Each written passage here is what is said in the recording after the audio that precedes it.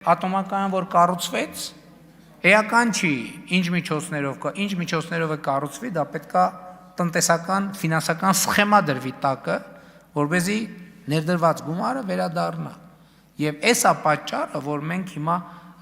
կան գործընկերներ են, որ մեզ ասում են, շտապեցնում են, ասում են պետքա որոշում կայացնել ամենայն հարգանքով։ Մենք պետք է այս բոլոր նյուանսները հասկանանք, որովհետև եթե մենք ենթադրենք 5 միլիարդ, 4 միլիարդ 6 միլիարդ ներդրում արեցինք, ատոմակայան կառուցեցինք եւ ուրանի գինը 4 անգամ բարձրացավ, 5 անգամ բարձրացավ, 10 անգամ բարձրացավ։ Հիմա եկեք նայենք ոսկու գնի դինամիկային վերջին 10 տարում։ Իհարկե համատությունը տեղին չի եւ այդքան ուղիղ չի, բայց ենթադրենք եկեք կարա պլուտոնիումի եւ միջուկային վառելիքի գինը կարա այդ դինամիկով սկսի աճել։ Դա ոնց է ազդելու մեր նախագծի բանի վրա, տնտեսական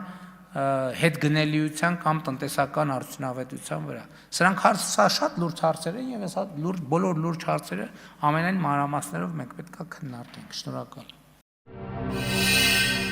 Բաժանորդագրվեք Արմատ մեդիայի ալիքներին YouTube-ում, Facebook-ում, Instagram-ում եւ Telegram-ում։